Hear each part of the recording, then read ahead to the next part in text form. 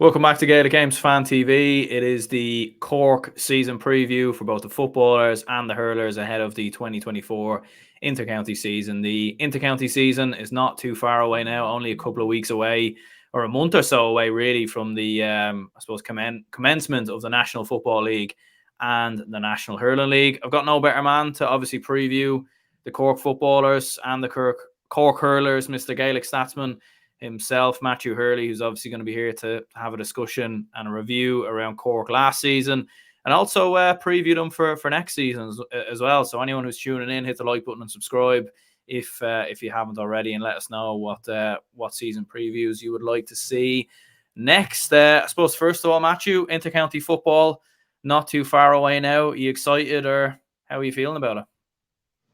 Yeah, thanks for having me on again, Aaron. Yeah, and I am definitely excited about the intercounty season, like the club season's coming to an end, really. But I said this on your previous videos, the pre-season competitions, I'm just not really a fan of them. Like, you could play challenge games. It's just players need a bit of rest, and I think we discussed in previous videos as well. January is going to be an absolutely hectic month for some counties, including Cork. Like, you have the Castlehaven footballers and the club semi-final. Best of luck to them. Obviously, the club, you have the Sigerson Cup kicking off, so you look to UCC, MTU Cork, UL, DCU, all them in action. So all young players up and down the country will be in action there. And you have the Alliance Football League as well, and of course the Hurling League, which we'll get onto a bit later, I'd imagine too.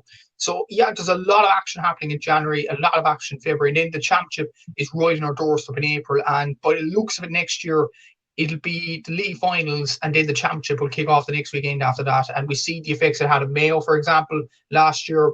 I'm really not a fan of that either. I think players probably need a bit of rest in the week leading up to the championship in general. So yeah, a lot of issues really with the fixtures. But in terms of the Cork footballers, the Cork hurlers, I am optimistic about the future, and I'm looking forward to getting into it in the video which here.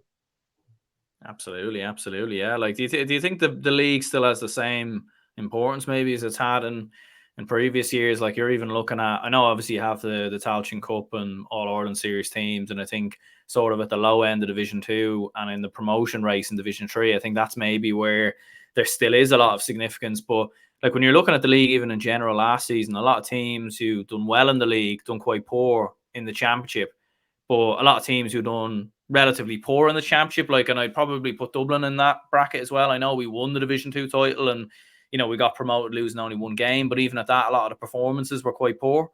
And even when you're looking at Kerry, you're looking at, I suppose, Monaghan just about stayed up. Derry got promoted, but even at that, I don't think they were at their best throughout Division 2. So do you think the importance of the league is still there for a lot of the top counties, or do you think maybe it's diminishing a little bit now with the amount of fixtures that's in the season? It's a weird one, really, because at the top divisions, as you mentioned there, with the likes of Dublin, the Kerrys, the Derrys, Monaghans, Cork to a certain extent as well, losing to Louth of the league and then beating them in the championship. I suppose, like, it does for the top counties. It kind of distinguishes who will concentrate in the league and who will concentrate in the championship. And Mayo, Galway, unfortunately, Roscommon concentrate too much in the league, and they went out of the championship early. In the case of Galway and Roscommon, Mayo went to the quarterfinals but got hammered then. So yeah, I think that's a valid point about teams that do well in the league, they don't do well in the championship necessarily. But I think it's so important for the teams in the Division 2 and Division 3. I think it was important last year because of the nature of the championship. When you look at it, Clare, Sligo ended up in Divisions 3 to 4, and they ended up in the provincial final, while Westmeath were Tailteann Cup winners and they were in Division 3. This year, I don't think there's as much pressure on it this year, in fairness, because you look at Meath, Tailteann Cup winners, they're Division 2. All Meath need to do really is finishing about mid-table in Division 2, and there won't be much confusion about that. So the only team from Division 3 to 4 that will be in the Sabagoyer next year is one of Clare, Tip and Waterford because of the Munster draw. So, like, there's not much pressure on the teams in general and I even do some calculations there, like even 6th in Division 2 or even winning the Division 3 title would you get you into Sam Maguire this year, all going well. So I think there's going to be a lot of emphasis on Division 3 counties like Down, Westmeath, Clare, for example. And a lot of emphasis on staying up with the likes of, and I'll get on to Division 2 in a bit, but my relegation candidates will probably be Louth, Cavan and Fermanagh. I think there'll be a lot of emphasis on staying up in Division 2 there. But in terms of the high level, the likes of Roscommon, Tyrone, Galway. I think they might need to rethink where their focuses lie. Whereas, like, they did well in the league, those counties to an extent. Then in the championship, they flattered to the sea. Tyrone got hammered in the quarter-final. Roscommon lost to Cork. Galway, yes, they had a good start to the championship. They won the Connacht title and fairly so. But by the end of the championship, they lost to Mayo and they lost to Armagh. So what good did that do them? So I think teams need to take priorities this year in terms of the top level. But I think Division 2 and Division 3 is still going to be very important in terms of Sam Maguire placings for the championship. Absolutely, absolutely, yeah. Like, and overall, looking at the Cork footballers last year, first of all, I mean, in Division 2, you finished fourth, 3 wins, a draw, 3 defeats. Very up and down start to the campaign. I remember obviously that defeat to Meath on the opening weekend, and obviously you weren't too happy with that result at the time, and it was kind of mad because after that you played Kildare away from home, and Kildare were coming in, I suppose, like a little bit positive after what was a fairly impressive performance, obviously against Dublin. Dublin just about got out of jail in that game in the opening day in the league, and then you absolutely turned them over, beat them by 13 points, which I don't think anybody really saw coming. And like even the performance against Dublin on match day 3, I thought was fairly impressive. You then hammered Limerick. So I suppose like overall the league was and the season in general was very topsy-turvy. Like even looking at the Munster Championship, lost to Clare, but then went and put in a great performance against Kerry in the group stages, and of course that famous win against Mayo as well. So I suppose a very topsy-turvy, like a lot of positives, but maybe a few sort of odd moments in there when you look at the whole year. More so the odd moments, I think, at the start of the year when we lost to Meath. Obviously, that was just frustrating, that performance in Páirc Uí Chaoimh. But then when you looked at the other performances after that, Kildare, like I'm one of the biggest Cork football fans, but I did not expect us to beat Kildare by that much. Look at Kildare's performance against Dublin the previous week. Look at their home record at Newbridge the previous year, Division 1. I didn't expect Cork to go over there and beat them, never mind hammer them. So that was a brilliant result in its own right. And me and you watched that Dublin game live from our TV screens, and it was a tense game up until the very finish. And what I will say about Cork last year, this is a good consistency basis. They didn't lose by more than 4 points last year. Like their biggest margin of defeat was against Meath and against Derry. Like they lost by 2 against Dublin, they lost by 2 against Kerry, they beat Mayo, they beat Roscommon, and against Louth the games were tight, but still Cork got over the line in the championship. Clare was probably the only block point really in the championship. The other games, look, I think the players couldn't have performed much more than they did. Like Derry was always going to be a tough game in the All-Ireland quarter-final, and there was good performances. There was huge fines last year as well, which is a huge positive. And when you look at the players that were missing, like John Cooper went to the States, he performed brilliantly the year before, 2022. Hopefully he's going to come back this year. Like you have the Castlehaven lads, Stakey Acclaim as well. You have players fighting for positions now. Like Sean Meehan was, for example, was one of our main players, I think, in 2021, 2022. But now he can't even get in the team because of how well Rory Maguire and Danny O'Mahony are playing. So I think the competition for places in general is very good to see. I think the consistency of performances is good to see as well. Like the Ciara McCarthy from the Southern Star actually made a very good point about Cork against Kerry and Dublin in 2022 compared to this year or last year, should I say. In 2022, we lost by 12 or 11 points against Kerry and Dublin, and we didn't really put up a test to the bitter end of the games. We performed well as we could, but John Cleary wanted more of these players. He wanted them to last a full 70 minutes. Look at what happened in 2023. We got within 2 points of both the top 2 teams in the country, and I think that's a positive for Cork football moving forward.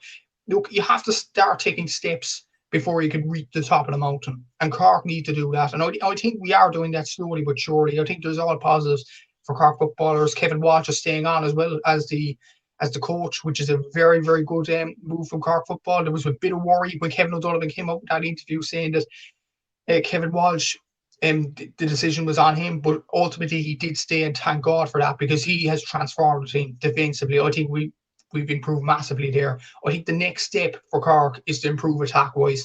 We had a 37% shot accuracy against Derry in the quarterfinal, and while we lost by 4 points, that really isn't good enough when we get up to Croke Park if we're going to compete with the bigger sides. So I think Cork need to improve in that department. I think we have the forwards to do that. Like Stephen Sherlock had a bit of an off year last year, but still shot the lights out really against Mayo. Brian Hurley's in brilliant club form for Castlehaven. Chris O'Jones had his first year under his belt and carried that form into the club game. You have players that perform well in the club championship like David Buckley, Fionn Hurley, that might stake a claim for the Cork team as well. So, and you had Brian O'Driscoll performing for his first year in Cork Senior since 2018. So there was a lot of positives about the Cork footballers last year. I think the key is to just improve it even more going into 2024. Yeah, like, is the issue just consistency, really? Like, I think you had a lot more of it last year, to be fair. Maybe in previous years, I think there's always been this thing with Cork in the last couple of years where when you play the likes of Dublin and Kerry, you will put in a performance, like you will turn up and battle. Like, even cast back to 2019 when you played Cork, or you played Kerry in the Munster final, ran them very close. And then played Dublin in the Super 8s, played pretty well that day as well. And then even a year later, like beating Kerry in the Munster final or in the Munster semi-final, but then losing to Tipperary in the final. So like that's probably the only real issue. But to be fair, last year it seemed like the first time in a while where there was a lot of consistency, like especially from like the group stages onwards. Like, you gave a good performance against Kerry, and then you back that up with a win, obviously versus Louth. I think the Louth game actually might have been maybe the first game, and then obviously you beat Mayo.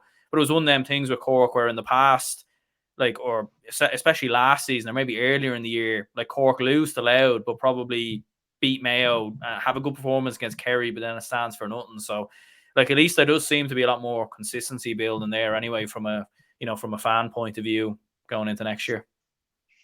Yeah, definitely. So, like, the Low game, I think, was great to get over the line, like, because like it was a high scoring game, 119 to 117, and Loud, in fairness to Loud last year under Mickey Hart, they put up some excellent performances. They were a hard team, cookie to crack.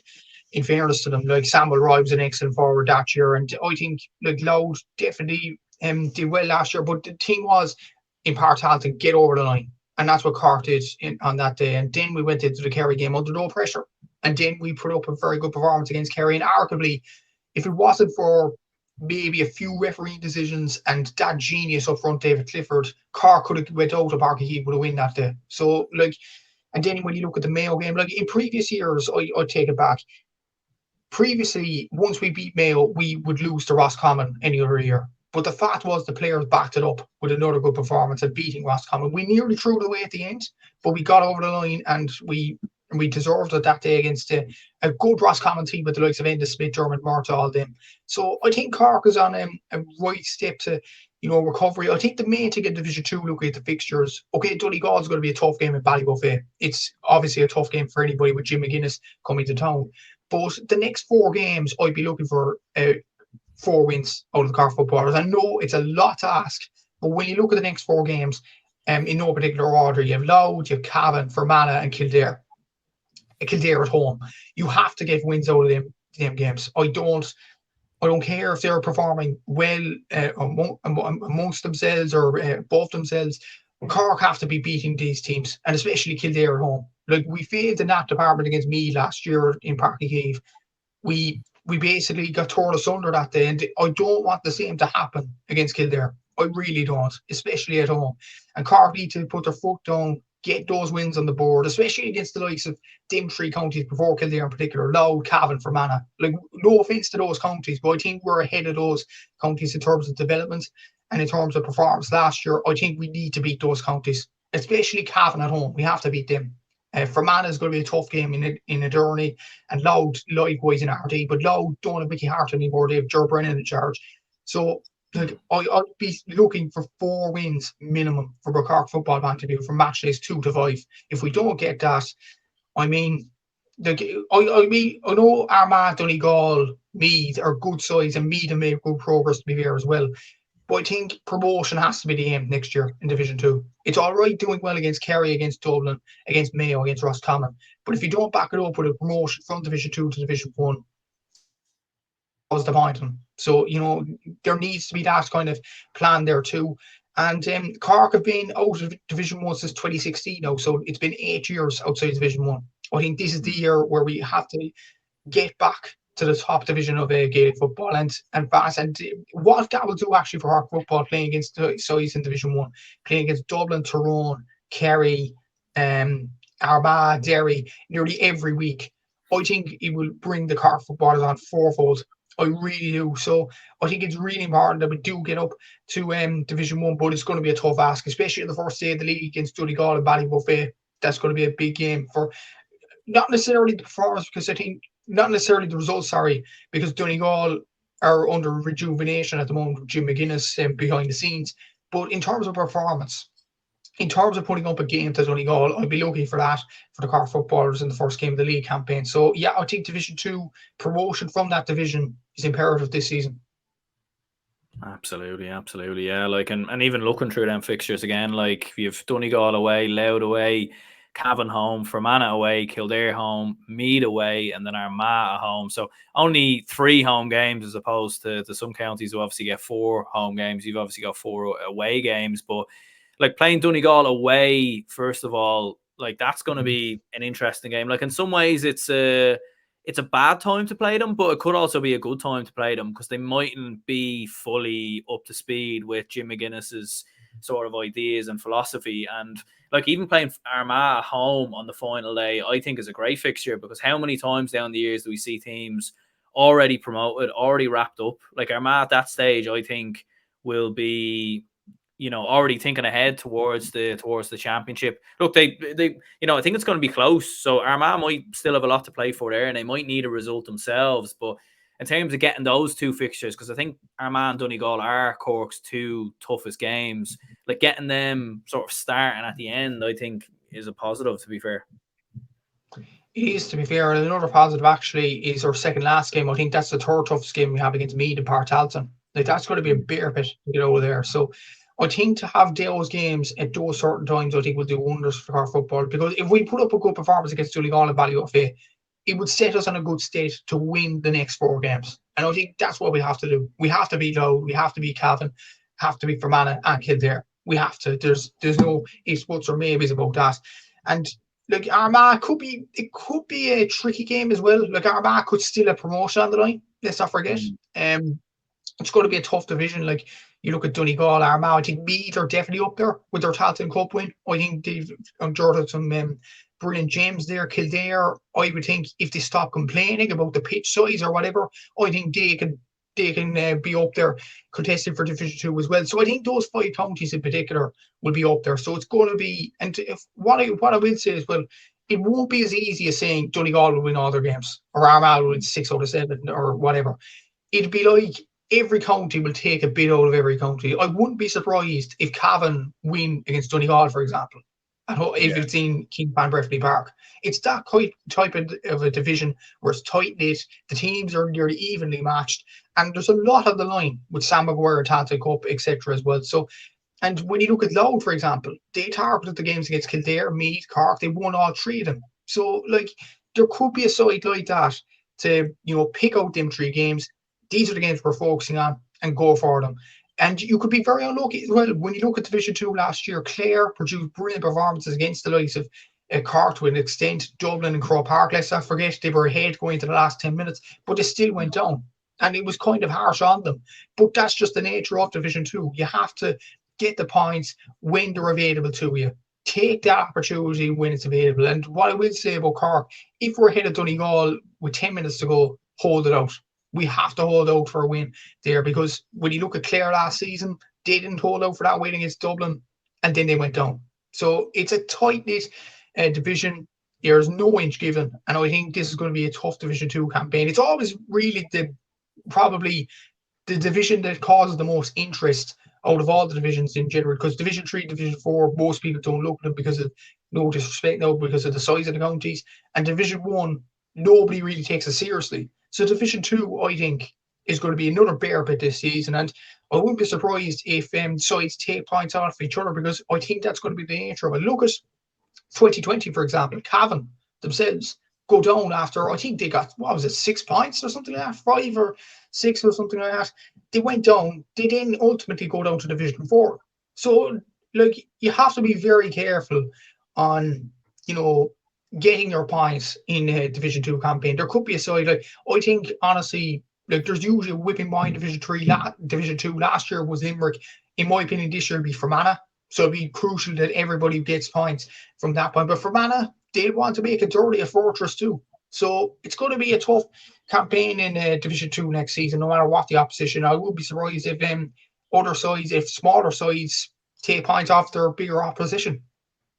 Absolutely, yeah. Like, and even last season, like Division 2 was very all over the place, a lot of inconsistency. Like, everyone was kind of beating everyone. So I could see definitely a scenario, scenarios like that as well. I think Kildare, Meath, Cork, Cavan, even to a certain extent, these counties have all struggled for consistency in the last couple of years. So you could see scenarios, especially with how long the fixture list is as well, where a lot of these teams take points off each other.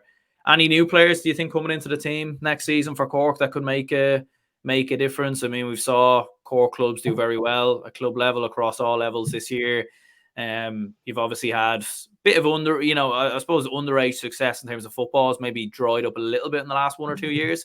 But even at that, you've still had, you've still been getting to provincial finals, and you obviously had a couple of teams, 4 or 5 years ago that won All Irelands and everything else. So could you expect many players to come into the Cork side next year?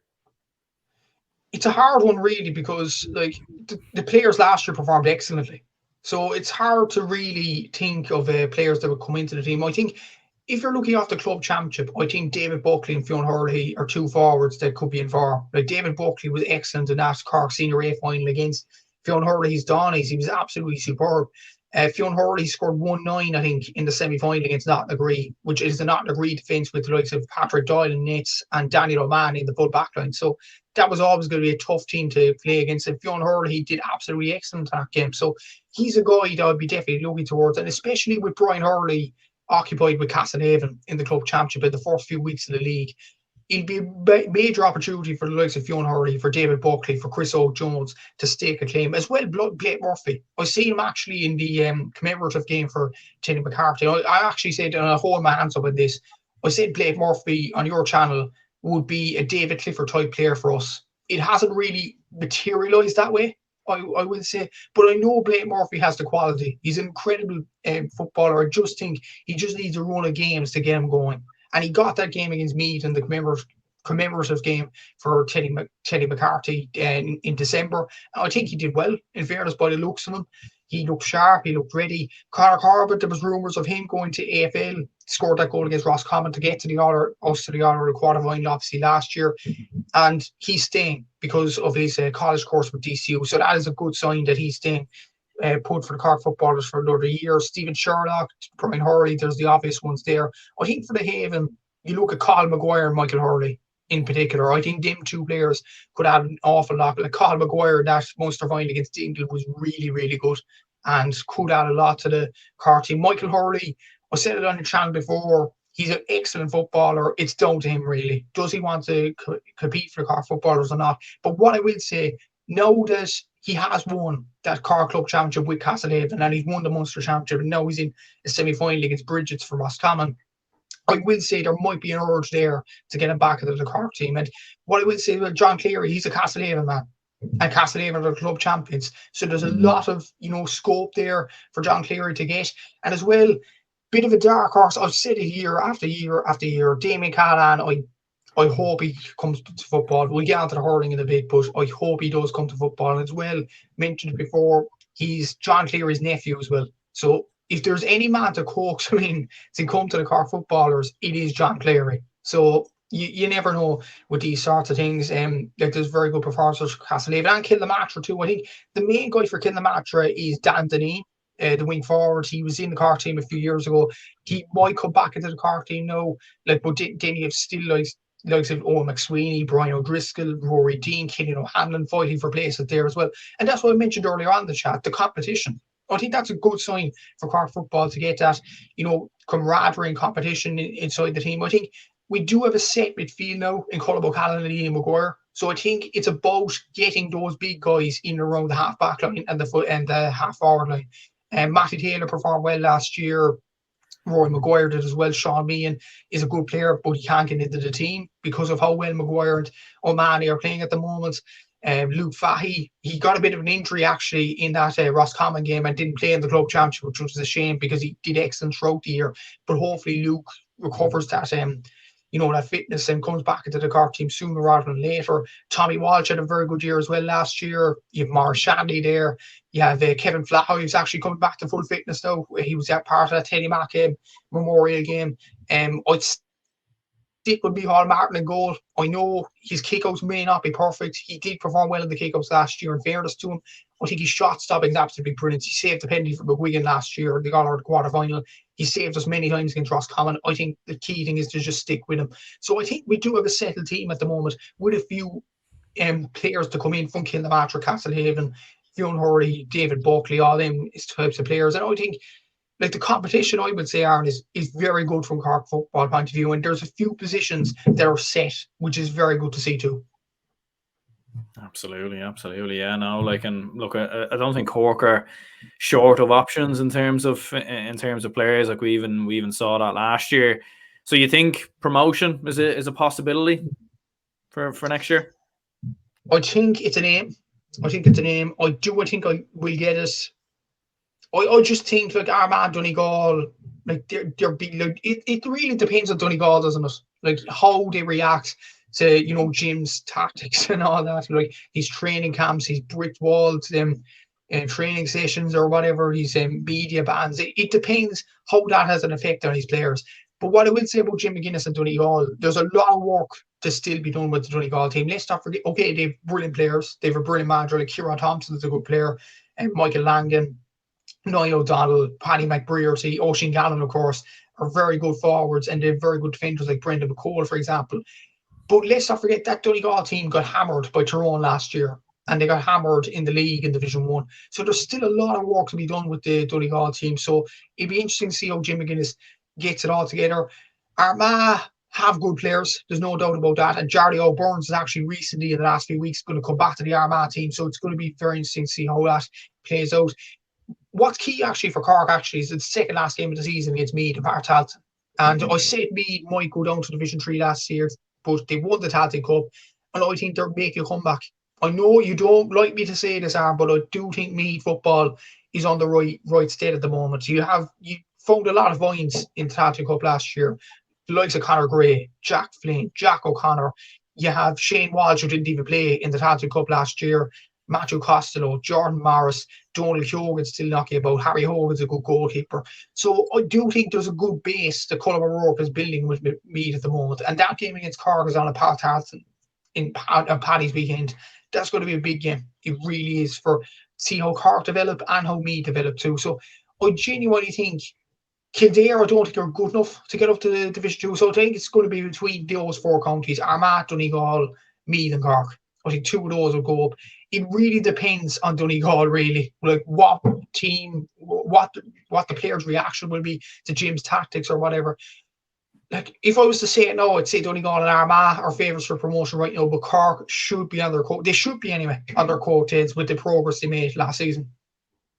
Yeah, I think it's definitely there for Donegal and Armagh. You would say, especially with Armagh, obviously being a mainstay in Division 1 for a couple of years, getting to an Ulster final last year. We saw a lot of teams use Division 2, over the last couple of years and have used that actually to kick on, to introduce new players and try different things out and use it to good effect. And you would look at that for both Armagh and Donegal, and you would say, the only way a Cork or a Kildare or a Meath can slip into those top two is if Armagh and Donegal, struggle for consistency, maybe have a couple of injuries, maybe aren't at their peak best. But as we've seen with counties in the league last year, a lot of teams can struggle in the early parts of the league because of how long the championship is, and that could maybe play an effect, in fairness. I suppose with Meath, I think Colm O'Rourke, I think the main thing, I don't necessarily disagree that they don't have the talent. I think it's just more so Colm O'Rourke, is he tactically flexible enough to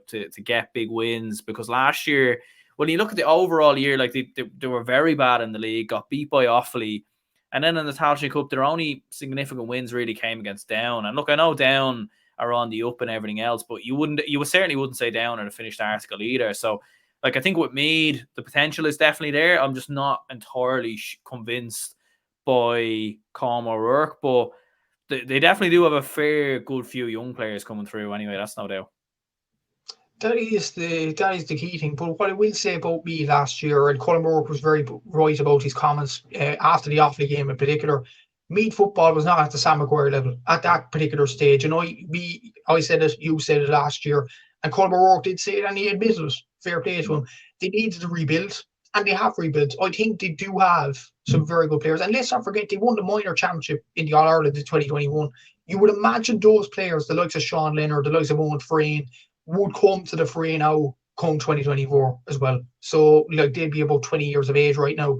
So I'd imagine Meath football is really on the up, and Colin O'Rourke is the right man to take it on. I just feel, I think, and this might be an unpopular opinion, and I think we're going off topic with Cork previews and all that, but I do think Meath are in a better position than Kildare are, because Meath know what they need to do.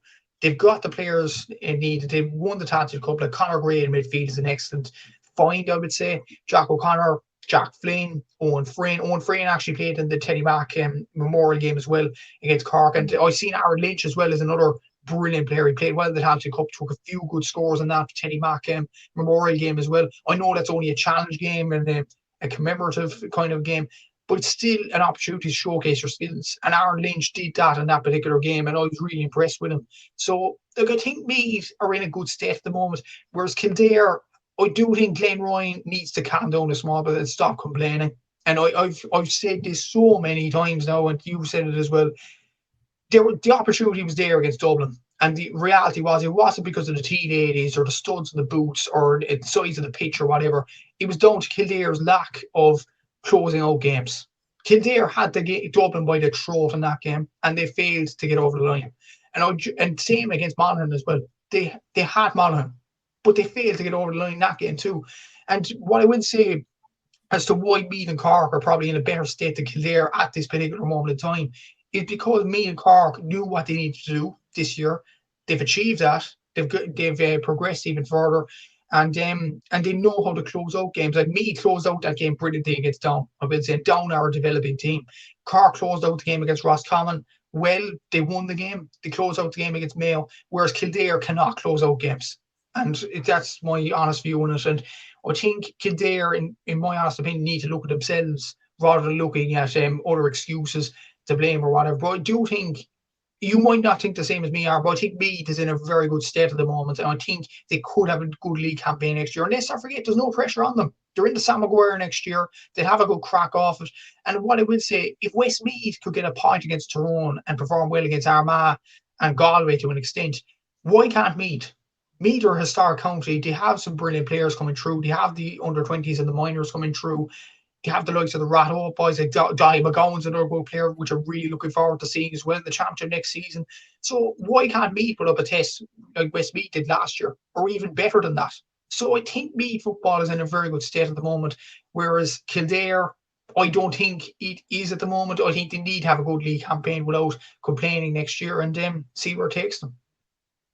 Yeah, look, it's an interesting topic, all right, and certainly I'm sure we'll maybe discuss it in more detail. Like I'd probably look maybe at Kildare and Meath in very similar positions in some ways. Like I think Kildare have had a tremendous amount of underage in the last couple of years. They just haven't really been able to bring those players through. But I think both counties are in similar positions, and I think it's up to either one of them to go and push on. My issue with Kildare would actually nearly be the same with Meath, where again I'm just not too sure about the management. And I think if there were to be some changes there, maybe Kildare could kick on. But looking at Cork in championship terms, obviously in the Munster Championship, Limerick is the opening opponents in the quarterfinals, and then the winner of that will play Kerry. And just looking at the Munster GA website, says it will be in Fitzgerald Stadium if that is the case. If you do go and beat Limerick, what are you thinking there? I mean, I suppose it does put pressure on the league as well, because if you were to have a disappointing league, again, that whole scenario of falling into the Tailteann Cup, which nearly happened last year and didn't in the end. But I suppose, like looking at it, could you see Cork doing that realistically against Kerry in the semi-finals? I know you nearly beat them last year in the league, or sorry, in the group stages. So, like maybe it's not as impossible as what it would have been maybe 1 or 2 years ago. But at the same time, I know it's a long, long way away, and we'll know obviously more when that time comes. But most people would surely still think Kerry have enough there. Yeah, you would think so, but I think it's unfair to mention the Cork and Kerry game without talking about Limerick. First of all, look, we have to get through that challenge first. And that game's on in Páirc Uí Chaoimh, which I think, look at the home and away agreements. I don't know, it's just a bit unfair. Like the last game they played in the championship was in Páirc Uí Chaoimh, and they played in the McGrath Cup in Cork and in the league last year in Division 2 in Cork. So I just think it's a bit unfair on Limerick, really. That the game's on Páirc Uí Chaoimh, but look, there you go. But it's important that we get over the line against Limerick. If we don't get over the line against Limerick like we didn't against Clare last year, I mean, it'd be just, work going down the drain, really. But I think if we get past that game, which we should, to be honest, I think Limerick, they're falling back a bit now. They have new management with Jimmy Lee in charge there. Ian Corbett's still there, I'd imagine, but Donald O'Sullivan, the goalkeeper's retired. That's a leader gone out of your team. So Cork should beat Limerick, let's be honest. For Kerry, look, going down to Killarney, have a bash off them. Just see what you're about. If you finish, and as I said at the start of the chat, if you finish mid-table in Division 2, which I think Cork should at the least achieve, I think there's no pressure on going down to Killarney and trying to get a win there. I really don't. And I think once there's no pressure on the Cork team there, I think they could have a bash off Kerry. Yes, granted, our record in Killarney is dreadful.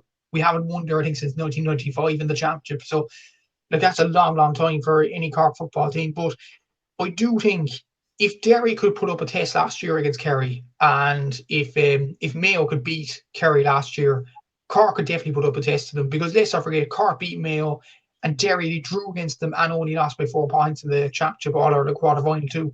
So I do think Cork football is on the right state at the moment, and we will probably we should anyway, have the Castlehaven boys back for that game against Kerry as well.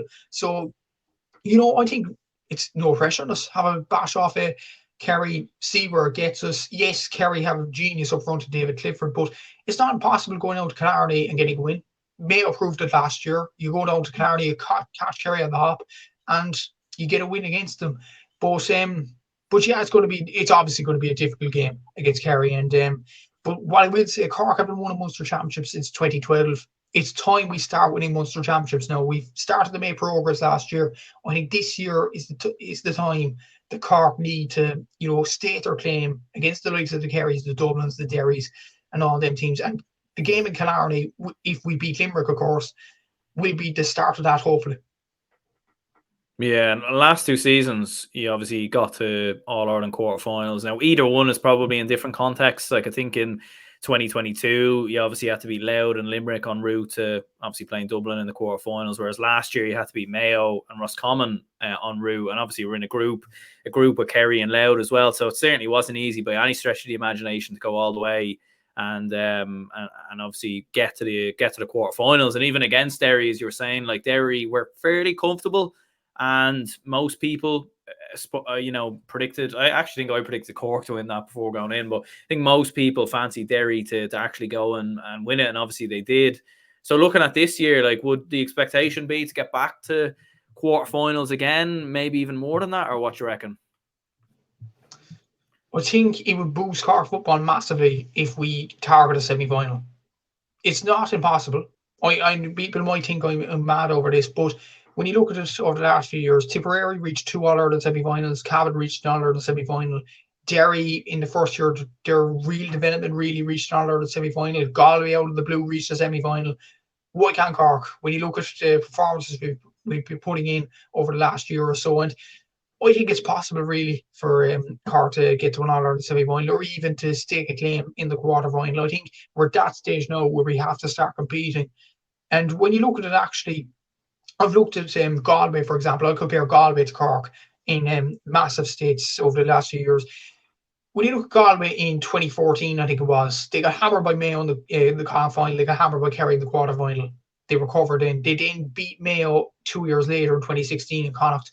I think Cork need to take similar steps, and Galway eventually win the Connacht title, but they didn't reach an All-Ireland semi-final until 2018 when they played Dublin. So I think Cork are kind of in a similar kind of trajectory as Galway were back then.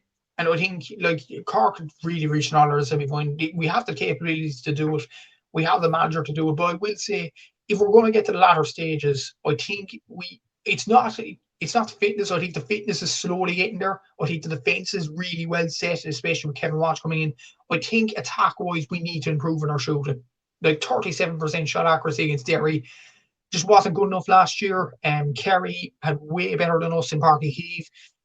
We didn't have particularly good shooting against Roscommon either, despite the fact we won that game memorably so. So I think Cork need to get, at least once this season, get above 70% shot accuracy. If we do that, I think that's another step to our progression to get to an All-Ireland semi-final. But some people are actually saying that Cork wouldn't beat Kerry and Dublin's beating. But look, I think last year was progression. It really was progression last year. But the key thing is now is to keep the progression going and keep it going right to the very top. And that's what Cork football needs to do. Like, yes, I forget when Cork football won the All-Ireland in 2010.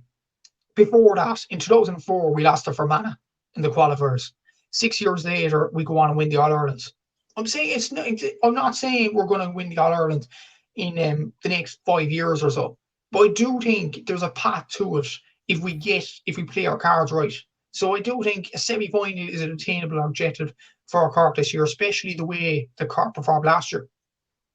Yeah, I think it depends on draws as well, and depends on who you were to play. Like, I suppose if you're playing Kerry in a Munster semi-final, then I'm not too sure how it will work with repeat pairings or whatever, but it's probably unlikely to face them beyond the quarterfinal, until maybe beyond the quarterfinal, or maybe you could face them in a quarterfinal. I'm not entirely sure. I suppose we'd have to wait and see. But you'd be looking at Kerry, Dublin, Derry probably as three sides you'd want to avoid. I know you weren't a million miles off beating Derry last year, but I think at that stage of the season in the championship, like under Mickey Hart, they're going to be, tip-top form. But like, aside from that, you're looking at the counties below, below those sort of top three, the likes of Mayo, Galway, Roscommon, Monaghan, Armagh, Donegal, Tyrone, Kildare, Meath, if you want to put them in there as well. Like, they're really, and then Cork, like, there's not really a lot between a lot of those counties, and it just feels like on any given day, any of those counties can kind of beat anyone. And like, you'd look at some counties on their day, Mayo, as we've spoke about on numerous occasions, look like they're back to their best, but they've struggled hugely with consistency. Galway, a lot of young players, probably in a similar fashion to Cork in some ways. I've had I've certainly made a lot of progress in the last couple of years, but just haven't been able to find the key consistency, say maybe with Roscommon. So again, I think it just probably depends on the draw and maybe a bit of luck. But again, I don't think a semi-final is impossible, but I think you would probably need a lot of luck in terms of who you play, injuries, maybe decisions to go your way a little bit in order to actually get there. But again, like, I would be surprised to see Cork get to a quarter final and get absolutely trashed, a bit like what happened against Dublin a few years ago. Yeah, definitely. I think we're on a further stage to that right now. I do think we're past the stage where we get to another quarter final. We're happy to be there. We're, like, as Conor McGregor said about Ireland's Euro 2016 team in soccer that year, he said, we're not here to take part, we're here to take over. And Cork need to have that mindset. They really do. Going to all Ireland quarterfinals. Like, it's a huge county. It's a county full of tradition. It's a county full of underage success. And it's a county ultimately that did well last year to get to a quarter-final. And what I will say about the fans as well, Cork had problems with the fans in the past few seasons as well. The fans started to get behind the team last year. Like, even though the fact that it was a double-header last year in the quarter-final with Dublin and Mayo, which obviously brings a huge fan base there was a lot of Cork fans in the ground that day. Like, I came home going to a McDonald's in Cashel, and it was literally packed with Cork fans. I barely see that for a Cork football game. Like, even going up to games against Longford or going up to games against Louth, you rarely see that with the Cork footballers. But to see it last year, I think was really, really refreshing. And it definitely, I think the Mayo game in many ways probably enticed the Cork supporters to go out and support the team. And that's what the Cork footballers need to do. They need to keep progressing and then get more of a fan backing. And if you get more of a fan backing, then you could go further into the All-Ireland series. And I think that's the main thing for Cork next year, to get probably even more competitive than they were last year, keep developing as a team. And like, Derry have done it, Galway have done it, and Mayo did it in the early 2010s after losing to Longford. There's no reason why Cork can't start from the bottom and make their way up eventually. I suppose ultimately then, if you were to predict Cork season in football, in league and championship, what are you thinking? Or what would you go with? Mm. I'd probably go third in the league because of how good our man Donegal are. But then again, it depends on Jim McGuinness's tactics with Donegal. In the championship, a valiant exit in the quarterfinal. But I think the semi-final is a real attainable objective. There we go. There we go. Yeah, look, it's going to be interesting. All right, now I wouldn't hugely disagree with that either. It'd just be interesting to see can Cork kick on and find consistency from last season, because that has been the main thing I think that has let them down, is playing against big teams. I've often seen Cork play well against Kerry, against Dublin. It's just been you'd be more so looking at the Fermanagh game, the Meath game, where Cork are expected to win those games, and it'd be interesting to see if they can find that consistency. In fairness, looking at the hurlers then for next season, so just looking back at Cork's season last year, I suppose first of all, in the league, first of all, so you obviously finished top of Division 1A, 4 wins and a draw, but of course Cork did eventually get knocked out in the league semi-finals. And then, of course, looking at the Munster Championship then last year, it was interesting. All right, looking at Cork last year, you only won one game, you lost twice and one draw. But actually, when you look at a lot of those defeats, they were only by a point. And like, for example, you had a score difference of +7, which was actually better than Tipperary's. Like yourselves and Tipperary actually won the same amount of games, but the fact that they drew at Limerick is essentially what actually got them over the line and got them into the preliminary rounds. So overall for Cork last year, like it's interesting, because you would think Cork not getting out of Munster, beaten in a league semi-final, you would think there was a lot of negativity around Cork, but actually there's probably a lot of positivity in terms of how last season finished up, because you weren't a million miles off beating Limerick, and if you actually had a beaten Limerick in that game, they would have been out of the championship and you would have been in a Munster final. And then who knows? I'm not saying Cork win the All-Ireland, but all of a sudden, without Limerick in the equation, it opens up. So, like, overall, although you were knocked out in the Munster Championship, you finished fourth, I don't necessarily think it was that disappointing of a season for Cork. Yeah, it's fair to argue that, in fairness. Like, when you look at him, well, to be honest, in the league, I wouldn't take it seriously whatsoever. I know they reached the semi-final, but I wouldn't have been crying about that, to be honest. Like, the league in hurling, it's not like football. Football is cutthroat because of the Sam Maguire Taza Cup, different differentiation there. But with the hurling league, you know what's going to happen. You know who's going to go down, and it's just a bit too predictable. It probably will get better now next year from 2025 onwards, with 7 teams being at the top division and 7 teams in the second division. I think more of that system as the year goes on in 2024. But in terms of the league this year, I think Cork wouldn't probably care about it, and the same as 2023. But in the Munster Championship, yeah, there was good performances. The Waterford game, look, Waterford just weren't at a good state last year, were they? David Fitz in charge there. They didn't perform to their utmost best. Tipperary was an incredible game of hurling, I will say, in Páirc Uí Chaoimh, and Cork could have easily won that game. Like, Tip scored a goal down the other end with Valentine, and then Brian Hayes scores one for Cork, and it was just manic, that game in general. And easily Cork could have won that game. It could have gone either way. The Clare game, the frustrating thing about the Clare game really was Cork didn't perform to their utmost best that day, and Clare still won by a last minute point for Durham Ryan. So there's that bit of frustration with Cork in looking back at that. And Limerick, I looked at actually the stats of the Cork game against Limerick, and usually against a side like Limerick, Cork usually far to the season over the last few years. But Cork had a 78% shot accuracy in that game. Darragh Fitzgibbon was superb. Patrick Horgan, to be fair to him, was very, very good too. And still they lost. And it was just like, what more do you have to do against this Limerick team? And that's the thing. I do think, if spoiler alert, Limerick are going to win the All-Ireland game. They're just an unreal team. There's no stopping them at the moment. They're just a generational team. They can't be stopped. But Munster's going to be tough again next year. Clare have good players there. Shane O'Donnell, Tony Kelly, etc. If Mark Rogers got young player of the year last year, deservedly so, Adam Hogan, and they'll develop even further.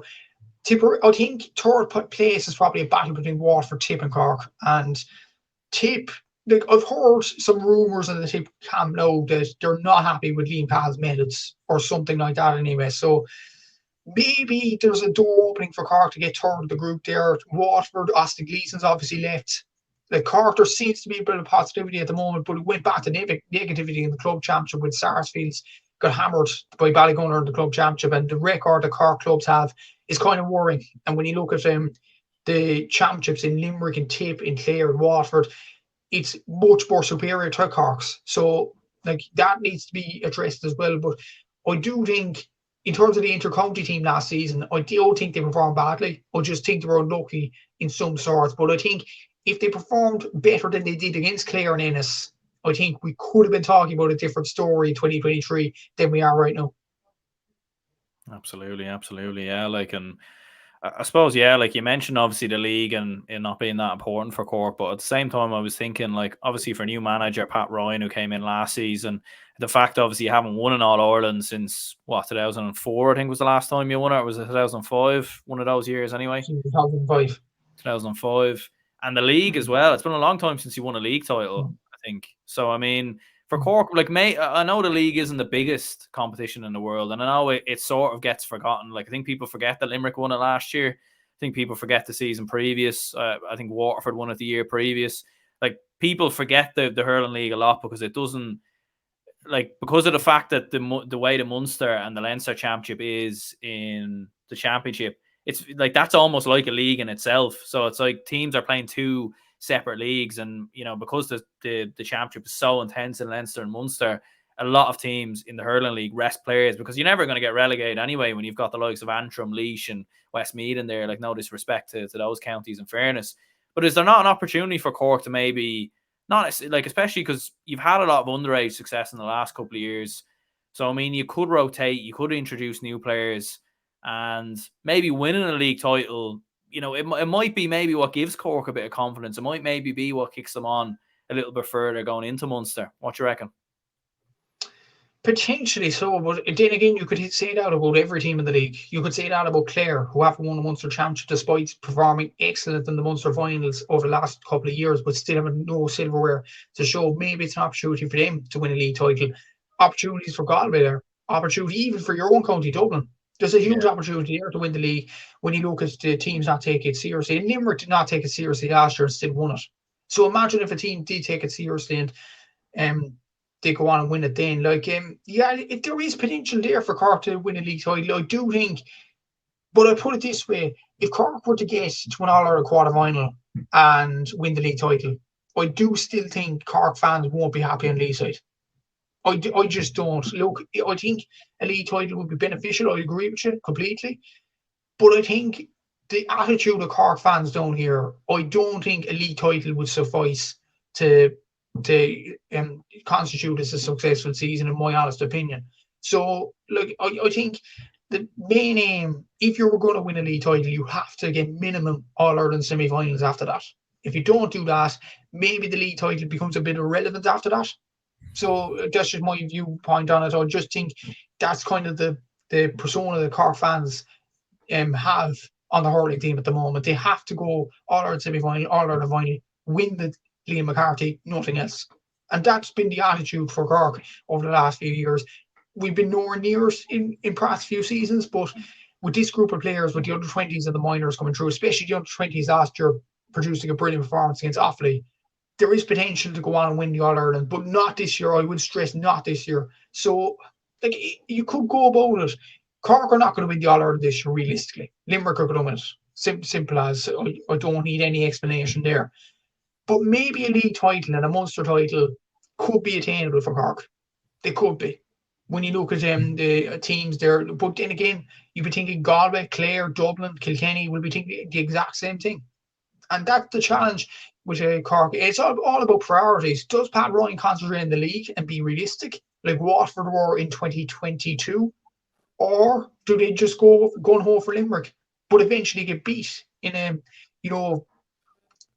blaze of glory or whatever? So yeah, it's an interesting dynamic there. But yeah, maybe a league title could be good, but at the same time, if you again reach an All-Ireland quarter final in the All-Ireland Hurling Championship, I don't think Cork hurling fans would be that pleased with it. So it's just an unfair world, but that's the world we live in, I suppose. Yeah, and in terms of changes in the panel or maybe any new players coming in, like, obviously under 20 All Ireland champions, obviously last year beating Offaly in that final. So do you think any players from that team could come into Cork? I mean, you've kind of got, like, because when I've looked at Cork, I've looked at a team that there's so many options, and I think maybe that's the problem that management have had sort of in the last, couple of seasons, especially obviously under Kieran Kingston and everything else. Like, going into next season, do you think there'll be many changes? Is there many players opting out, or is there any new players you think to come in? And as far as I know, I don't think there's any players opting out at this moment. I don't think there is, but there is in the under-20 panel, obviously, the centre-back, Ben O'Connor. I think everybody's heard about him. He's concentrating now in rugby with Munster, and best of luck to him, obviously. Brilliant opportunity for him, and best of luck. He's a brilliant footballer and hurler in general, but best of luck to him. I do think if there's any player out of the under-20 team, I think Shane Kingston, not Shane Kingston from Douglas, the full forward, Shane Kingston from Ballinaur in the full back line in the under-20. So I think he could probably make a claim to the Cork team. Ben Cunningham, I think, is an interesting player. I think he did very well for the Bars in 2022. He did very well in 2023 as well in the club championship, and he did excellent in the under-20 championship. I think he ended up as one of the top scorers with Adam Screen from Offaly. So he's definitely an up-and-coming player. I do think he's the ideal replacement for if eventually Patrick Horgan retires. I think he's an excellent player. He's an excellent free taker. He has a lot to his game. So I think he'd be definitely one to put his hand up for selection. In terms of the club championship as well, I know Sarah's got hammered by Ballygunner, but I think Cathal McCarthy, cornerback, could be a player worth looking at. He scored 5 points in the Cork County final, I think it was. He's been a scoring machine in many ways, and I think he could be a massive addition to the full back line. But then again, you have the likes of Sean O'Donoghue, Niall O'Leary, Shane Kingston from Ballinaur, Robert Downey. So I think Pat Ryan has to. But the key thing about Pat Ryan, he has to pick players on form and not about mentality or whatever. Pick players on form. If they're performing well for their club or their college or whatever, pick them. But if they're not performing well, don't. I think Darragh O'Leary is another one who really did well for Emo Kenny in the club championship last year. And when I looked at him for Cork in 2022 in the full back line, I think he was absolutely brilliant as well. So I think he's worth looking at to draft back to the team. You obviously have Damien Callahan. I'd rather if he played football, but look, that's just his decision there. Tim O'Mahony, look, you could play him anywhere on the pitch. You could play him in the half-back line, half-forward line, probably rather in the half-back line. Mark Coleman's starting to make a comeback this year. He made a comeback for Blarney in the club championship this season, which is great to see. He's a brilliant hurler.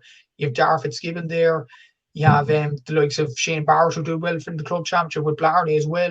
Cormac Bosan did well in the club championship with Middleton. So, yeah, there is players there to pick from a Cork point of view. It's just about picking players on form.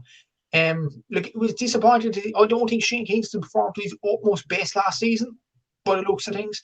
I think if he gets back up to form, I think Cork will be going on the right state of things. But I'd love to see more than anything. I'd love to see Ben Cunningham start from the Bars. I'd love to see him starting team. William Buckley as well, if he's available. I think he's only 18 or 19, so maybe he's another year, another 20 for development. Darragh Fitzgibbon has to start. Shane Kingston on form from Douglas has to start. I think Mark Coleman probably has to start as well. Like Kieran Joyce, I'm forgetting about him as well. Excellent player at centre back. He's probably a rejuvenation to the Cork team in general. Like, he was the only player in the PWC All Stars that got nominated for something in hurling. So it probably epitomises how well he's done over the last year or so as well. So I think number 6 in Kieran Joyce, number 7 in Mark Coleman, Ben Cunningham somewhere in the full forward line, Darragh Fitzgibbon. I think those positions are nailed on. And another actually up-and-coming goalkeeper, Brian Saunderson from Middleton. I think he's a very, very good goalkeeper, could do very well in the puck-outs. He has a lot of puck in him. He's a good shot stopper. I think he could definitely stake a claim for the number 1 shirt. I know Pat Collins has done well over the last few seasons or so, but I think Brian Saunderson could definitely stake his claim for that. So there are players popping up and providing form there, but I do think Pat Ryan needs to pick players on form. Jack O'Connor is another one as well from Sars, his own club. Performed well in the club championship. I think what the thing is with Jack, though, I think he needs to perform well on the wing. I think he's not a central player, he's a wing player. If he cuts in inside, he's one of the toughest players to stop in terms of pace. You've seen this in 2021 in their run to the All-Ireland final. I think he was brilliant that season. If he can recapture that form, I think he'll go a long way to coming back into the Cork team. And another fellow for that as well, Robbie O'Flynn. He got injured against Limerick in the league, got injured against Yeah. Tipperary. He's had awful luck with injuries, the Aaron's own player. But he came back for the Teddy Mac Memorial game against Galway, and he was brilliant that day. I think he scored 1-3 or 1-4. I know, again, it's a memorial game, and I said it in the football against Meath. You probably shouldn't read too much into it, but you could perform as well as you wanted. It's about confidence in those sorts of games. And Robbie O'Flynn got a bit of confidence going in that game too. So there are forwards there to stake a claim to getting the starting 15. Alan Connolly as well, injured all of last year, and now he's going to come back into the panel this year. So there's a lot of options for Pat Ryan to pick from. I think he needs to pick players more on form than reputation, in my honest opinion. That's the key thing that Pat Ryan needs to do. Yeah, I meant it, or I suppose you mentioned a wealth of options there, like a whole host of players, obviously under 20 lads coming through, younger players, and some of those players, like I remember hearing about them from a few years ago. Definitely Jack O'Connor, all right. Remember how good he was in 2021. One lad you didn't mention, and one player you didn't mention is Patrick Horgan, and I wonder, when you were saying in terms of starting players based on form and not reputation, is that exactly who you were speaking about? Because I know in the past you've obviously mentioned Patrick Horgan should be dropped from the side, and I know a lot of people weren't too happy about that in the comments and everything else. But I suppose at the same time, probably justified in some ways when you look at last season. But what do you reckon? Like, how does Patrick Horgan's future look like for Cork going into next year? What I will say about, I'll credit Patrick Horgan on this. I know Glen Rovers went down to the senior A grade in Cork from Premier Senior for the first time since, I think, the early 1900s. But Patrick Horgan wasn't at fault there. I think he was excellent for the Glen. I just think the players around him weren't good enough to compete. But my point about Patrick Horgan is, like, there comes a time when players need to be sat on the bench for more younger talent. And I think prime examples over the last few years, Shane Dowling for Limerick didn't have the legs anymore. Limerick started the likes of Argalan, Seamus Flanagan all above him. Shane Dowling still, in that 2018 campaign, Shane Dowling didn't start, but he still came on in that All-Ireland semi-final, got a goal against Cork to take them to the All-Ireland final eventually. Like, there could be that sort of role for Patrick Horgan in the team. It's time for them. It's time for these type of players really to move on in many ways. Seamus Canada did start too much for Tipperary over the last few years, but still provided interesting input off the bench. I'm looking at Henry Shefflin in his last few years with Kilkenny. Didn't always start. One of the best hurlers we've ever seen. Didn't always start. And even when you take it to football, Tommy Freeman's the obvious one for Monaghan. Probably one of Monaghan's most legendary players from about 2006 to 2012. Didn't start in 2013. Monaghan won the Ulster title, and one of the points Monaghan got towards the end was by Tommy Freeman coming off the bench. And I will say this as well, that Cork could do something like that. Start the likes of Ben Cunningham, Alan Connolly, Robbie O'Flynn, Shane Kingston. Start them all on the team at the moment. And what I will say, a lot of people are saying that Cork don't have relevant free takers other than Patrick Horgan. I named one there, Ben Cunningham. If you bring him up, he's 21, I think, next year. If you bring him up into the starting team, I think he'll flourish in that role of a free taker for Cork. He looked at Billy Drennan for Kilkenny last year in the league. I think he gained a lot of confidence, and still TJ Reid starts with a small bit for Kilkenny. So maybe Cork might go down the TJ Reid route, or they'll go down the Henry Shefflin or Shane Dowling route. It's up to Pat Ryan generally, but my point of view for the Cork Hurlers there is to think about the young talent that is developing in the past few seasons. There's no point in having brilliant under-20s if you're just not going to develop in the senior team. And I think that's the relevant point that I was getting at with Patrick Horgan. He's not a spring chicken anymore. He's mid-30s now. Like, it's time to bring, young, exuberant talent into the team. And I think Patrick Horgan on the bench, I think he'd be a role brilliant for him, because I think he's a leader in the Cork team. He's a leader in the panel. I think he could come off the bench and strike a goal or whatever. He has a brilliant strike on him, obviously. So in the last few minutes, if Patrick Horgan was to come on against the likes of a Waterford, a Clare, or Tipperary, if Cork was struggling in that game, the opposition would be scared of him. They genuinely would be scared of him and don't know what to do with him. So there could be that type of plan with Patrick Horgan. I do think there's still a lot of hurling in him, but I'm just at the viewpoint, not that Patrick Horgan is a bad player. I do think, though, that young, exuberant talent, the likes of Ben Cunningham, Robbie O'Flynn, Shane Kingston should be taking more precedence than Patrick Horgan in this team as of 2024. Yeah, what overall then is the expectation or the aim for Cork Hurling going into next year? I mean, as you said, the league probably not. If you do well in the league, fair enough, it's a bonus. But obviously, I think for Cork, when you look at the history of Cork, like I think there would be benefits of winning the league. But as you said earlier, like ultimately the biggest aim is going to be in Munster and it's going to be in the All Ireland series. As you said, winning an All Ireland, I think realistically, like I know, look, Limerick have had a lot of close games in the last couple of years. It's maybe to the naked eye, it's looked easy, but it definitely hasn't been. Like they have been pushed to the pin of their collar. And look, I think we would both stand here and both say that Limerick are the favourites to win the All Ireland next year, and I think we would both be fairly confident in doing so. But the teams after Limerick, like Kilkenny, have done well the last couple of years. Galway have been thereabouts, but I wouldn't say Cork are a million miles off them teams either. So where do you think Cork can be, sort of in the All Ireland picture? And maybe even in the Munster Championship picture next year? I think a Munster final is attainable for Cork. But I'm saying that from the point of view, I think it's attainable for Waterford, Tip and Clare as well. So it's going to be very, very tough for each and every one of those sides. But what I will say, Clare probably have been the standard bearers other than Limerick in the last few years in the Munster Championship. And Cork have Clare in their game in Páirc Uí Chaoimh this year. So that's a bonus. If we get them down to Páirc Uí Chaoimh and provide a good game against Clare, I think we can go ahead and beat them. Like, I think the last time Clare came down to Páirc Uí Chaoimh was 2018. So that's a long time ago. Like, it didn't happen in 2022, obviously, because of the Ed Sheeran fiasco. We won't talk about that in this podcast. But no concerts there this time around or anything. No Gaelic Gates or anything like that, or One Direction playing. Yeah, there's two things next year as you speak of them. That's why Cork footballers have two away games in the league, because there's a rugby game against the Stormers in February and there's Bruce Springsteen coming in May. So that's two.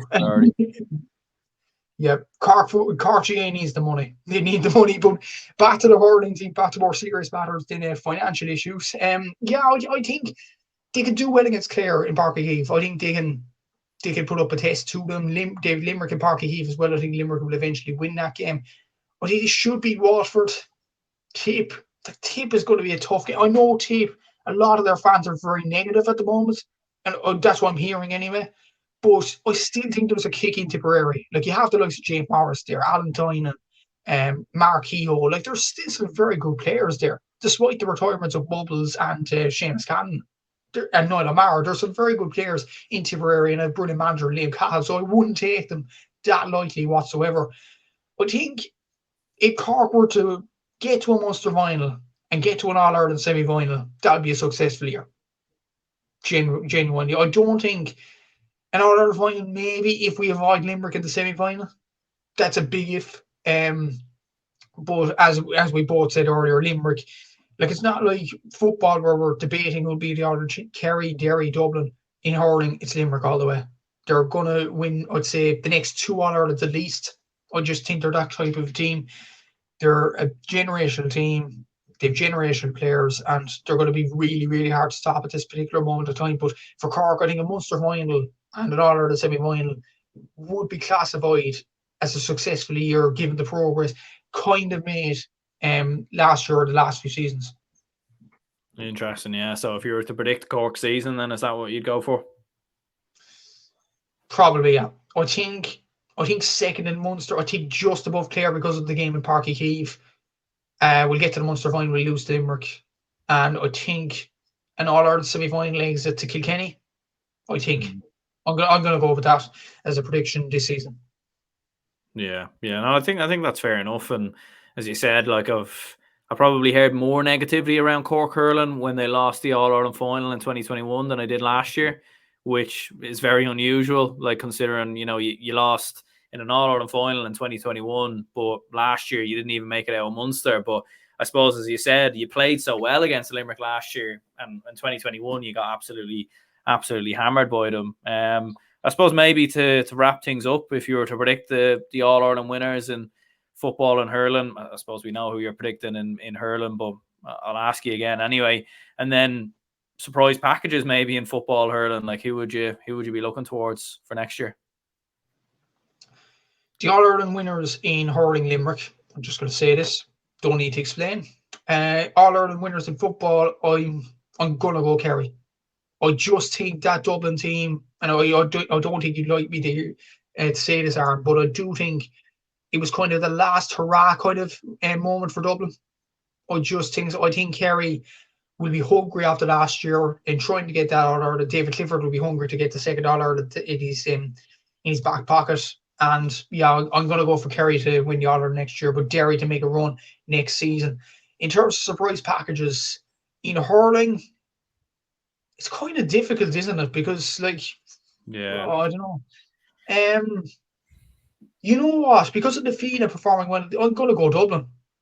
I think they possibly all our quarterfinal, semi-final, but that's as far as I go for Dublin, to be honest.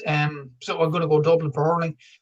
In football, you don't want me to say this, so I'm going to go Meath. I think they can. I think they can make a run at it. Look, they have some good players, as I mentioned earlier on in the pod here. Conor Gray, Jack O'Connor, Jack Flynn, Donald Keoghan, Owen Frayne, Shane Walsh, Jordan Morris, Harry Hogan. I do think Meath have a good team, and Colin Moore is an astute guy. I think Meath could have a very good year next year, and if Westmeath could compete well in the Sam Maguire last year, why can't Meath?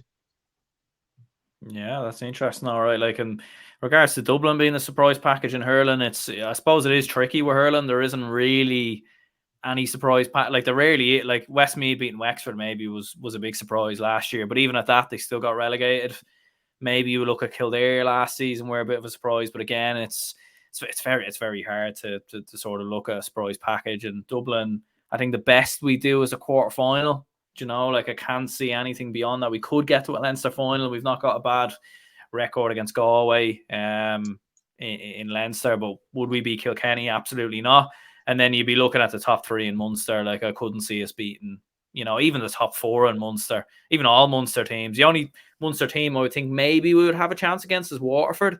But even at that, if we were to play Waterford in the championship next year, it would mean they finished in the top three, which means they've had a good season and they've turned it around. So even at that, it would be a massive stretch in fairness. But yeah, some interesting predictions in there. Obviously, Kerry to win the All Ireland. I think they are definitely the front runners. There's no doubt about it. I don't even think they were at their best last season, and they still nearly won it. So I think they're definitely going to be the front runners. And yeah, I think most people would agree with Limerick being the All Ireland champions next season. I suppose we'll go ahead and wrap this up here. Cheers, Matthew, very much for coming on. Make sure to check out your own show, the Gaelic Statsman podcast, and check you out over on Instagram and TikTok and everywhere else. And for anyone who tuned in, hit the like button, subscribe. I'm not too sure when I'll actually be uploading this, so if it's a few days before Christmas, happy Christmas. If it's a few days after Christmas, well then I hope you enjoyed your Christmas. So cheers anyone who tuned in, and we'll speak to you all soon.